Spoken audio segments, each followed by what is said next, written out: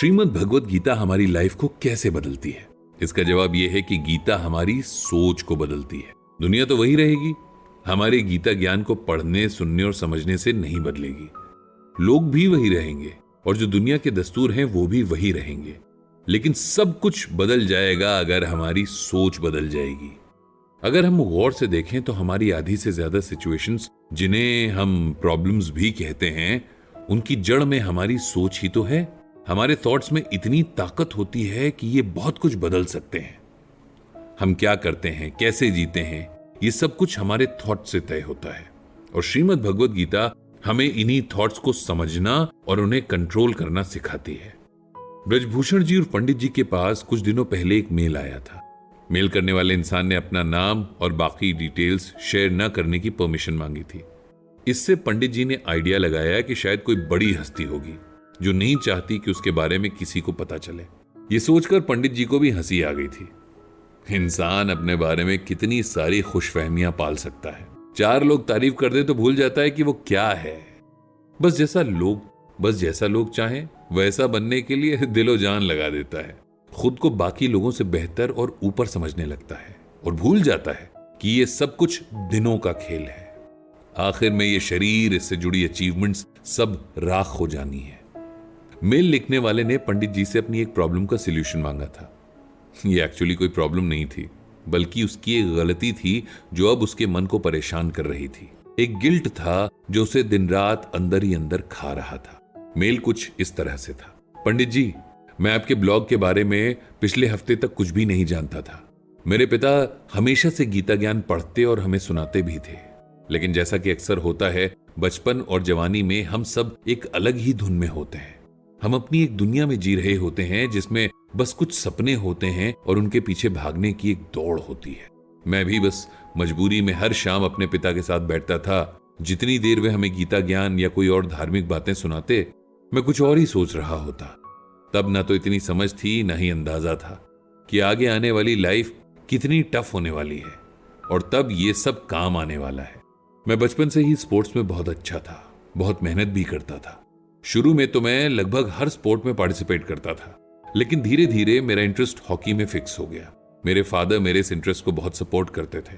वे कभी भी एक टिपिकल फादर नहीं रहे। उन्होंने कभी मुझे किसी भी चीज के लिए प्रेशराइज नहीं किया कि मैं स्पोर्ट्स छोड़कर स्टडीज पर फोकस करूं, या कभी ये भी नहीं कहा कि मैं स्पोर्ट्स में सबसे अच्छा करूं। वे हमेशा कहते थे कि हमेशा वो करो जिसमें तुम्हारा दिल खुश हो, बाकी सब भूल जाओ। ये मत सोचना कि अलाना क्या कह रहा है या फलाना क्या कह रहा है। अपने मन का काम करते हुए अगर कभी सक्सेस ना भी मिले तो उस काम को करते हुए जो मीठी यादें हमने बनाई थी वो तो कम से कम हमेशा साथ रहती हैं। मेरे फादर का यही एटीट्यूड मुझे बहुत पसंद था, और अब समझ आता है कि ये एटीट्यूड उनमें गीता पाठ की वजह से ही आया था। मैंने अपने खेल में अपना 100% दिया। पहले स्कूल टीम में, फिर डिस्ट्रिक्ट टीम में मेरा परफॉर्मेंस बहुत अच्छा रहा। मैं स्टेट लेवल तक पहुंच गया था और अब मेरे अंदर बहुत कॉन्फिडेंस भी था। लेकिन कॉन्फिडेंस और ओवर कॉन्फिडेंस के बीच की जो बारीक सी लाइन होती है, उसके बारे में मैं भूल गया था। मुझे लगा था कि मैं कभी भी अपनी टीम में रिप्लेस नहीं हो सकता, या मेरे जैसा खेलने वाला फिलहाल कोई नहीं है। मेरे बुरे दिनों की शुरुआत मेरी इसी सोच के साथ हुई। अपने आप जो मेरा कॉन्फिडेंस था वो घमंड में बदलने लगा था। मैं अच्छा खेलता था, ये बात सबके साथ मैं भी जानता था, लेकिन मैं एक बात भूल गया था कि आप किसी भी स्पोर्ट में हो, कितना भी अच्छा खेलते हो, कोई ना कोई हमेशा आपसे अच्छा खेल रहा होता है और उसे बस एक चांस की जरूरत होती है। मेरी लाइफ में भी ये कोई आ गया था और बहुत जल्दी आ गया था। उसका नाम भी मैं आपको नहीं बता सकता, क्योंकि इससे आपको मेरे बारे में भी अंदाजा लग सकता है। ये लड़का मुझसे उम्र में काफी छोटा था और बहुत अच्छा खेल रहा था। धीरे धीरे टीम में सब उसके गेम के फैन हो गए थे। अब सारी अटेंशन और तारीफ उसे मिलने लगी थी और मैं बहुत इनसिक्योर फील करने लगा था। मुझे लगने लगा था कि वो पूरी टीम में सिर्फ मुझसे कंपटीशन रखता है और बहुत सारे काम बस मुझे नीचा दिखाने के लिए करता है। धीरे धीरे मेरी इनसिक्योरिटीज मेरी इंटेलिजेंस पर हावी होने लगी। मैं सही गलत का फर्क भूल गया। मैं अपने गेम पर फोकस करने के बजाय उस लड़के को नीचा दिखाने के मौके ढूंढने लगा। दिन रात इसी कॉन्स्पिरेसी में उलझा रहता और मेरी परफॉर्मेंस बुरी तरह खराब होने लगी। नौबत यहां तक की आ गई थी कि मुझे टीम में रखने या ना रखने पर बात होने लगी थी। फिर मैंने वो किया जिसके लिए मैं बेहद शर्मिंदा हूं और अपनी ही नजरों में गिर चुका हूं। लेकिन ना तो मैं अपने पाप को सबके सामने एक्सेप्ट कर सकता हूं, न खुद को ही माफ कर सकता हूं। एक बहुत बड़े टूर्नामेंट से ठीक पहले हम सबके फिजिकल चेकअप्स और फिटनेस की जांच हो रही थी। मैं जानता था कि अगर इस जांच में किसी के साथ कोई गड़बड़ी पाई गई तो वो सीधे टूर्नामेंट से बाहर हो जाएगा। इसीलिए मैंने बहुत प्रिकॉशंस के साथ अपने कंपेटिटर के खाने में कुछ ऐसी ड्रग्स मिला दी जो प्रोहिबिटेड थी। अगले दिन जब सबके टेस्ट हुए तब उसके ब्लड में इन ड्रग्स को पाया गया और उस पर इन्वेस्टिगेशन शुरू हो गई। साथ ही इन्वेस्टिगेशन पूरी होने तक के लिए उसे टीम से सस्पेंड कर दिया गया। इस तरह मैंने धोखे से अपनी राह के कांटे को हटा दिया था। कायदे से तो मुझे खुश होना चाहिए था, लेकिन उसकी नफरत में इस हद तक पहुंच जाने के बाद मुझे अचानक से अपनी करतूत पर शर्म आने लगी थी। मुझे एहसास हुआ कि ये मैंने क्या कर दिया। मेरी घटिया हरकत की वजह से उसका करियर खराब हो सकता है। शायद उसे फिर कभी खेलने का मौका भी न मिले। तब से मैं दिन रात अपने किए पर खुद को कोसता हूं। मैं किसी से ये बात कह नहीं सकता, क्योंकि ऐसा करने से मैं अपना सब कुछ खो दूंगा। मेरा नाम हमेशा के लिए खराब हो जाएगा।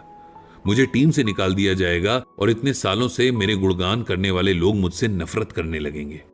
मेरे पेरेंट्स मुझसे हमेशा के लिए नाराज हो जाएंगे। मुझ में इतनी हिम्मत नहीं है कि मैं अपनी करतूत को सबके सामने स्वीकार कर सकूं। आप प्लीज मुझे बताइए कि मैं क्या करूं। गीता ज्ञान से कुछ मुझे लिखकर भेजिए ना, कि मेरा पछतावा कुछ कम हो। पंडित जी ने यह मेल पढ़ा और बहुत देर तक सोचते रहे कि यह जेलसी भी कितनी खराब फीलिंग है। अच्छे खासे समझदार इंसान को अच्छे बुरे के सेंस से दूर कर देती है। इंसान इस फीलिंग की कठपुतली बनकर वो काम भी कर जाता है जिसके लिए वो खुद को कभी माफ नहीं कर सकता है। ये सब सोचते हुए पंडित जी को श्रीमद् भगवद गीता का ये श्लोक याद आ गया। अपि चेद असि पपेभ्यम सर्वभ्यम पापकृत तमम सर्वम ज्ञान प्लवे नैव व्रजीनाम संतरिष्ट्यसि। यहां भगवान श्री कृष्ण अर्जुन को गीता ज्ञान की महिमा बता रहे हैं। भगवान कहते हैं कि जो सभी पापियों में सबसे अनैतिक माने जाते हैं, वे भी दिव्य ज्ञान की नाव में बैठकर भौतिक अस्तित्व के इस सागर को पार कर सकते हैं। इसे सिंपल वर्ड्स में ऐसे समझना चाहिए कि हर इंसान से गलती या कभी पाप भी हो जाते हैं। कुछ लोग अपने कर्मों या मन के कंट्रोल में रहकर बहुत बड़े पाप कर भी देते हैं, जिनकी इस दुनिया में कोई माफी नहीं है। लेकिन भगवान से मिलाने वाले ज्ञान की मदद से उनके पाप भी कट जाते हैं और उन्हें मुक्ति भी मिल जाती है। पंडित जी ने सोचा कि इस बेनाम मेल भेजने वाले को भी गीता ज्ञान की सख्त जरूरत है, ताकि वो अपनी जिंदगी के लिए बेहतर डिसीजंस ले सके और सबसे पहले अपने किए कामों की रिस्पॉन्सिबिलिटी ले सके। इसके बाद उन्होंने उसे मेल का रिप्लाई करना शुरू कर दिया। पर मेल का रिप्लाई क्या था, ये पता चलेगा अगले एपिसोड में।